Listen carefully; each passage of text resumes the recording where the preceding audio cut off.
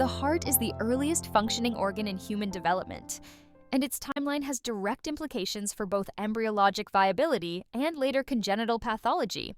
By the third week of gestation, mesodermal cells have fused at the midline to form a primitive linear heart tube connected to the venous and arterial poles. Within days, contractile myocytes generate peristaltic beats that propel unidirectional flow, at first moving mostly clear fluid, until red blood cells derived from the yolk sac enter the circulation. This makes the cardiovascular system the first to function in utero. Cardiac looping between weeks 4 and 5 establishes left-right asymmetry and positions the venous inflow and arterial outflow correctly. Septation follows rapidly, dividing the primitive chambers and aligning them with systemic and pulmonary circulations. By 6 weeks, contractions are coordinated enough to be visualized as a fetal heartbeat on ultrasound. At this point, the heart still resembles a tube with 2 main chambers, but the atrial and ventricular septa, along with the endocardial cushions, are forming to complete the 4-chambered structure. Completion of morphogenesis occurs by the 9th to 10th week of gestation. The fact that the heart is both the first organ to form and the first to function underscores why disruptions in these early weeks result in some of the most severe congenital malformations encountered in neonatal practice. Formation of the primitive heart tube marks the beginning of recognizable cardiac anatomy.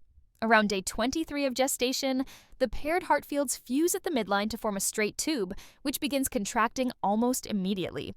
This tube then undergoes looping, a critical morphogenetic process that realigns the inflow and outflow tracts and breaks the initial bilateral symmetry. The loop bends rightward, termed dextral looping, driven by asymmetric cell proliferation along the outer curvature and by migration of cells from the secondary heart field into both poles of the tube. During looping, the ventricular segment enlarges, and the venous pole shifts cranially to align with the arterial pole, creating the spatial framework for atrial and ventricular separation. The process also establishes left-right orientation of the chambers, ensuring that the right ventricle connects with the pulmonary outflow and the left ventricle with the systemic outflow. Disruption of this precise choreography can result in malposition of the great arteries, ventricular malalignment, or heterotaxy syndromes. The looping stage is foundational because it dictates chamber alignment and sets the stage for septation and valve formation, ultimately yielding the 4-chambered heart by the end of the embryonic period. Cardiac morphogenesis depends on coordinated contributions from several distinct cell populations. The primary heart field, derived from cardiogenic mesoderm, gives rise to the primitive heart tube with its early atrial and ventricular segments. The secondary heart field, positioned adjacent to the first, migrates in during looping and supplies the right ventricle, outflow tract, and portions of the atrial and ventricular septa. Neural crest cells emerge from the anterior rhombencephalon, migrate through the pharyngeal arches, and enter the truncus and conus. They interact with the secondary heart field and endocardial cushions to complete septation of the great arteries. They also differentiate into proximal aortic smooth muscle and provide cardiac innervation. The endocardial cushions form through epithelial to mesenchymal transformation, in which endocardial cells lose epithelial characteristics, invade the extracellular matrix, and proliferate. Cushions in the atrioventricular canal and outflow tract ultimately divide these passages and give rise to valve leaflets. The proepicardial organ, located dorsal and inferior to the heart tube, spreads over the surface to form the epicardium. From this layer, cells migrate inward, differentiating into coronary vascular smooth muscle, coronary endothelial cells, and fibroblasts within the myocardium. This structure is critical for development of the coronary circulation and myocardial support. Together, these populations orchestrate the transition from a simple tube into a 4-chambered heart with aligned great vessels and fully functional coronary vasculature. Ventricular septation occurs through coordinated growth of muscular and membranous components. The muscular septum arises first as a ridge of myocardium extending upward from the ventricular apex, creating an initial division between left and right ventricles. This muscular wall forms most of the interventricular septum. The membranous septum develops later, contributed by the atrioventricular endocardial cushions and the conal cushions beneath the great arteries. This small but strategically important area closes the residual gap left by the muscular septum, completing ventricular separation. Because it is a confluence point of multiple embryologic tissues, it is also the most vulnerable to malformation. By the 7th week of gestation, fusion of muscular, membranous, and conal components establishes the definitive interventricular septum. Incomplete fusion results in a ventricular septal defect, the most common congenital heart lesion, typically occurring in the membranous region due to its complex developmental origins. Atrial septation begins with the septum primum, a muscular ridge descending from the atrial roof toward the endocardial cushions. The initial gap between them is the ostium primum, which allows right to left atrial flow during early development. Before this passage closes, apoptosis creates fenestrations in the upper septum primum that coalesce into the ostium secundum, preserving interatrial shunting. Next, the septum secundum forms to the right of the septum primum. It is thicker and more rigid, partially overlapping the ostium secundum, but leaving an oblique tunnel between the two septa. This tunnel constitutes the foramen ovale, a flap valve system where the flexible septum primum serves as the door. During fetal life, right to left atrial pressure maintains the foramen ovale in an open position, ensuring preferential delivery of oxygenated placental blood into systemic circulation. After birth, placental separation raises left atrial pressure, pressing the septum primum against the septum secundum and functionally closing the foramen ovale. In most infants, fusion follows, although persistence of patency can present later as a patent foramen ovale. Neural crest cells are indispensable for conotruncal development. They originate in the anterior rhombencephalon from ectodermal tissue and migrate as a sheet through the pharyngeal arches into the truncus and proximal conus of the developing heart. Once there, they interact with the secondary heart field and the endocardial cushions to septate the aorta and pulmonary artery and to close the conal septum. Beyond their role in outflow tract remodeling, these cells differentiate into smooth muscle of the proximal aorta and contribute to autonomic innervation of the heart. Their developmental significance extends beyond the cardiovascular system, as they are critical for formation of the parathyroid, thyroid, and thymus glands. Disruption of neural crest migration or signaling leads to classic conotruncal anomalies such as truncus arteriosus, interrupted aortic arch, tetralogy of Fallot, and double outlet right ventricle. These defects often cluster with abnormalities of the thymus and parathyroids, a pattern exemplified in DiGeorge syndrome, where abnormal neural crest function contributes to both cardiac and extracardiac manifestations. The first and most common chromosomal association with congenital heart disease is Down syndrome or trisomy 21. The added chromosome 21 alters the balance of genes critical for endocardial cushion development, making atrioventricular canal defects the hallmark, with ventricular septal defects and occasional conotruncal lesions also seen. Next are trisomy 18 and trisomy 13, which disturb multiple developmental pathways, producing complex and often lethal cardiac malformations. Turner syndrome with loss of one X chromosome is strongly linked to coarctation of the aorta and left-sided obstructive lesions due to impaired vascular and lymphatic development. Beyond the major aneuploidies, we recognize a wide group of microdeletion and single-gene syndromes. Cre-Du-Chad and Cat-Eye syndromes disrupt neural crest contributions to the heart. Alagillis syndrome, with JAG1 mutations in the Notch pathway, produces branch pulmonary artery stenosis. Noonan syndrome alters the RAS/MAPK pathway and is often associated with pulmonary stenosis or hypertrophic cardiomyopathy. Holt-Oram, Charge, Okihiro, and Kabuki syndromes each carry distinctive gene defects that also disturb cardiac morphogenesis. The prototypical conotruncal association is DiGeorge syndrome, caused by a 22q11 deletion that removes TBX1. This disrupts signaling between neural crest cells and the secondary heart field, setting the stage for outflow tract malformations. When septation fails altogether, we see truncus arteriosus, where a single great vessel overrides a large ventricular septal defect. If the conal septum shifts forward, the right ventricular outflow tract is narrowed, giving the four features of tetralogy of Fallot. A posterior shift, instead, breaks continuity of the aortic arch, producing interrupted aortic arch, and survival depends on ductal flow. Finally, abnormal cushion rotation creates double outlet right ventricle, where both great arteries exit the right ventricle, and systemic output relies on a ventricular septal defect. Each of these lesions comes from the same embryologic process, mispatterning of the outflow tract, but the direction of deviation defines the anatomy we see at birth. Valve development begins when the endocardial cushions expand within the atrioventricular canal and the conotruncus.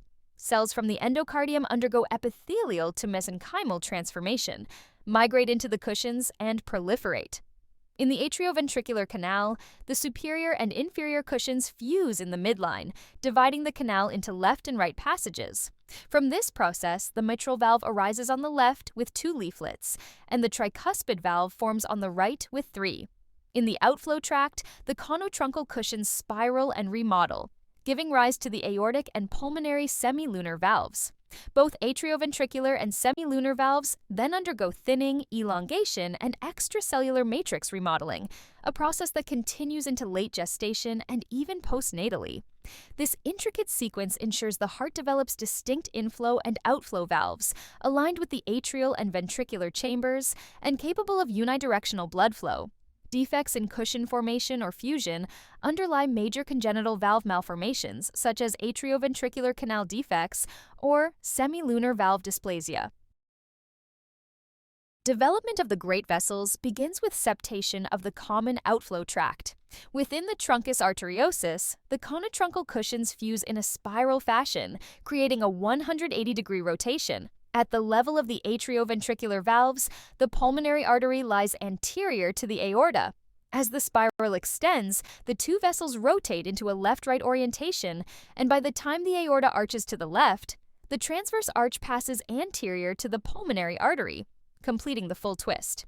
This spiral fusion not only separates the aorta and pulmonary artery from a single outflow tract, but also ensures proper alignment with the left and right ventricles.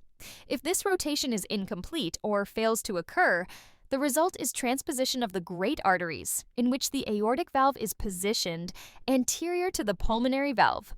Although the left-right relationship of the valves may be preserved, their anteroposterior orientation is abnormal, leading to parallel systemic and pulmonary circulations rather than the normal series connection.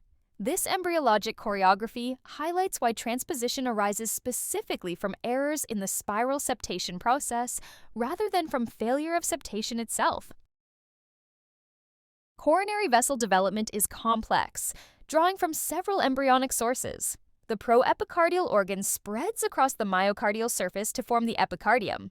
From there, cells undergo epithelial to mesenchymal transformation and migrate inward, differentiating into vascular smooth muscle and fibroblasts that support coronary vessel structure.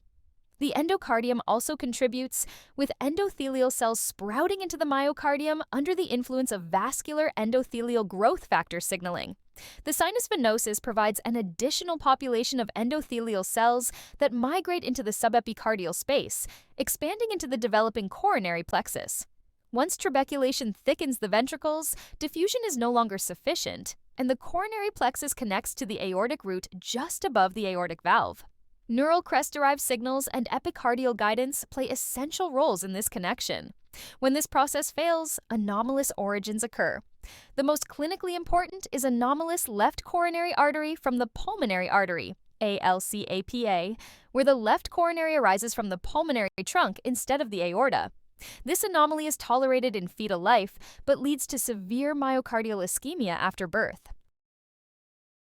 The timing of heart development is precise, and disruptions at different stages produce characteristic malformations. During weeks 3 to 4, migration of neural crest cells into the outflow tract is critical.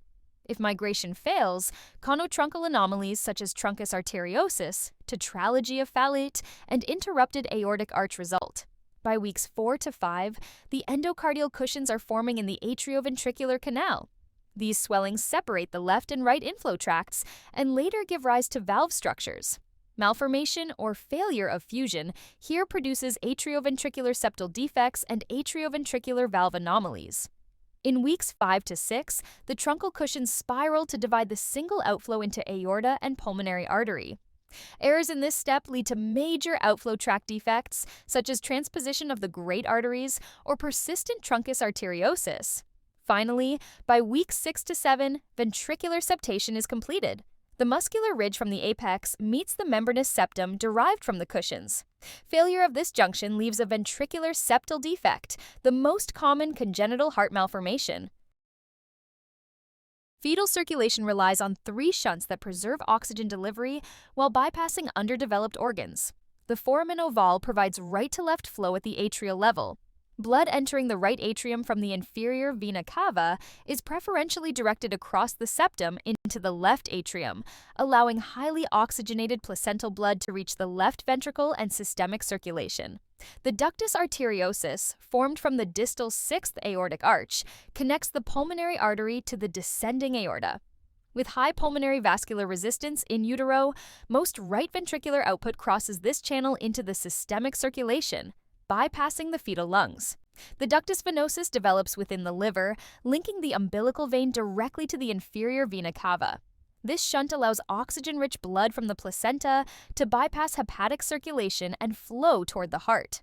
By the 7th week of gestation, this pathway is well established. Together, these shunts ensure efficient delivery of oxygenated blood to the brain and myocardium while maintaining low pulmonary flow until birth. In the fetus, circulation is defined by a set of hemodynamic characteristics that differ completely from postnatal physiology. Pulmonary vascular resistance remains high because of hypoxic vasoconstriction and a lack of ventilatory stimulus. Vasoactive mediators such as endothelin-1 and serotonin maintain pulmonary artery tone, limiting pulmonary blood flow. At the same time, the presence of the placenta provides a large, low-resistance circuit, so systemic vascular resistance is low. This arrangement produces a parallel circulation, with both ventricles contributing to systemic output rather than functioning in series. Blood from the right ventricle is directed across the ductus arteriosus into the descending aorta, while left ventricular output preferentially supplies the brain and coronary circulation through the ascending aorta. The combined ventricular output is not shared equally. The right ventricle contributes about 2/3, while the left ventricle supplies the remaining third. This creates a state of right heart dominance, with the right ventricle serving as the primary pump throughout fetal life. Clinically, this explains why insults affecting right ventricular performance, such as severe pulmonary outflow obstruction or tricuspid valve abnormalities, can be devastating in utero. Fetal circulation is carefully organized to deliver the most oxygenated blood to vital organs. Blood from the placenta enters through the umbilical vein and is routed via the ductus venosus into the inferior vena cava. This stream of oxygen-rich blood is directed toward the atrial septum and preferentially crosses the foramen ovale into the left atrium.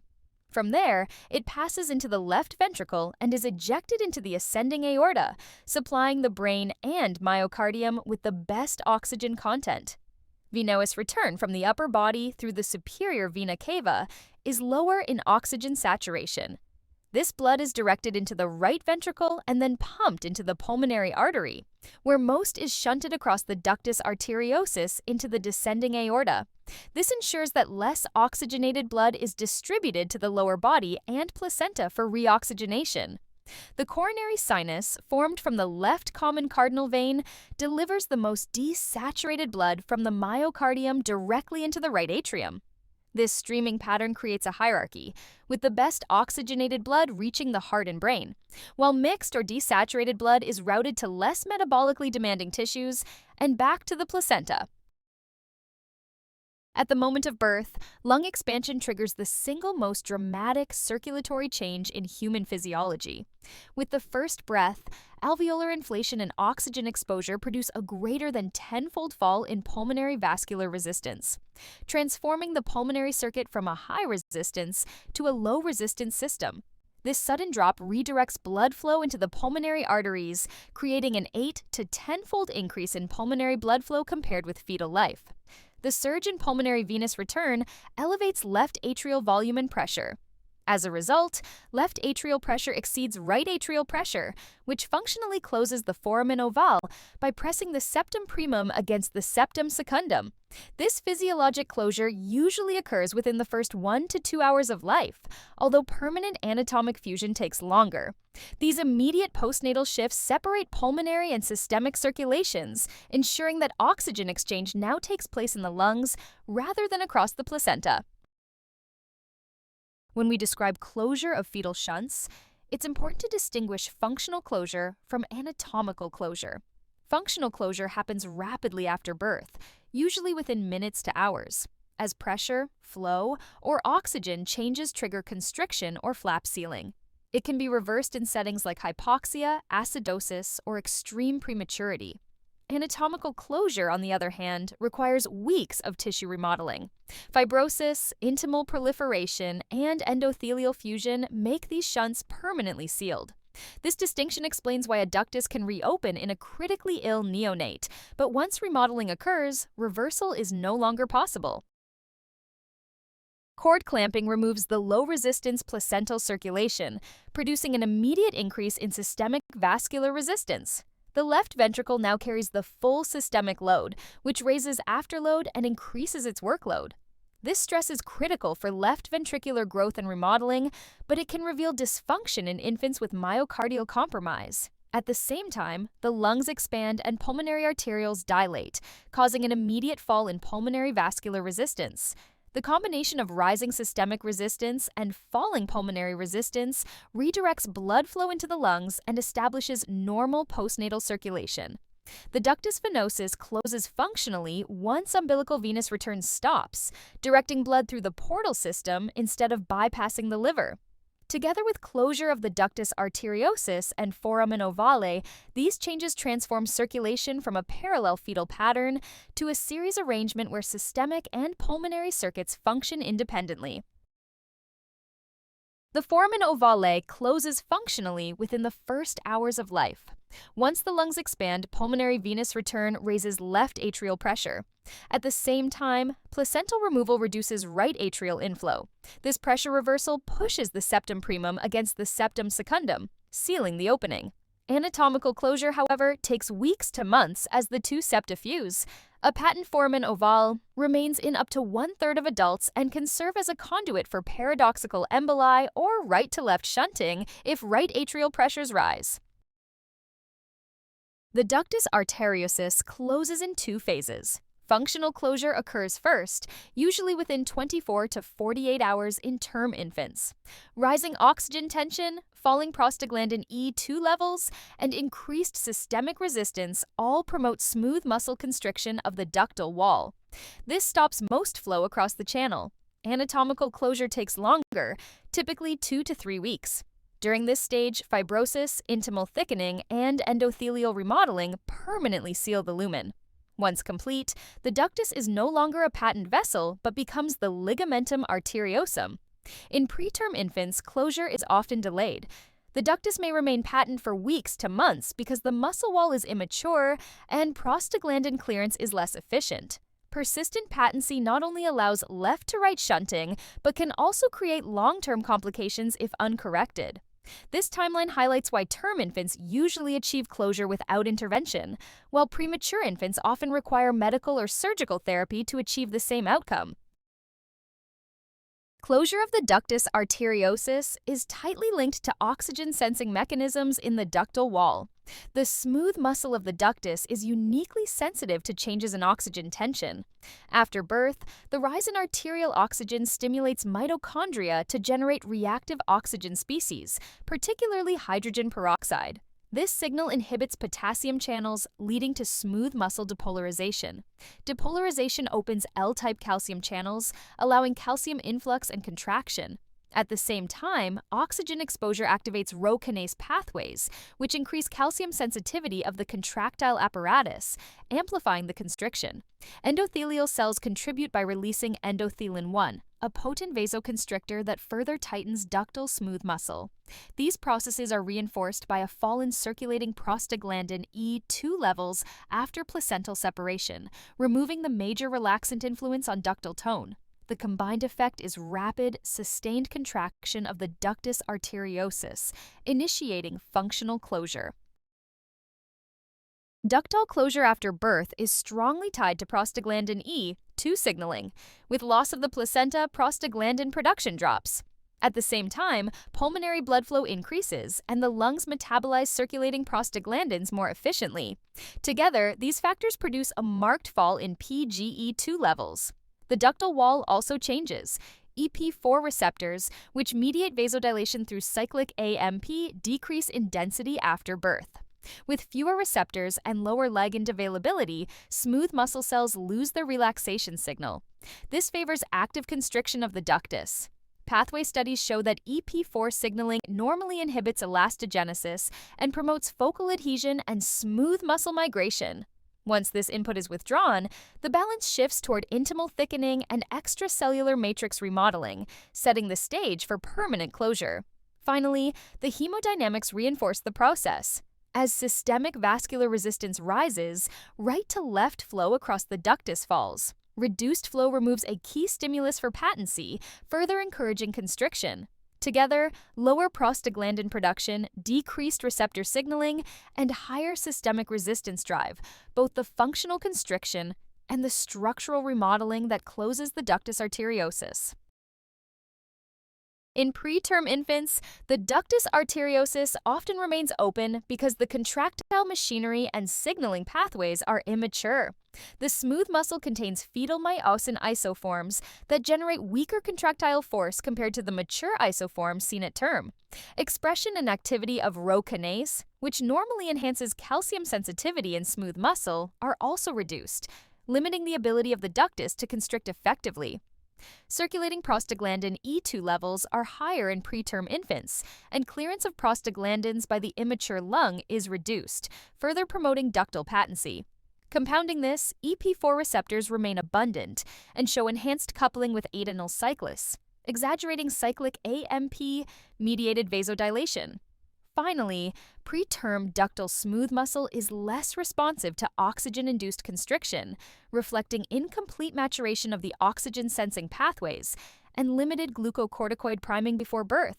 Together, these factors explain why the ductus arteriosus in preterm infants may remain open for weeks to months, contributing to the morbidity of extreme prematurity.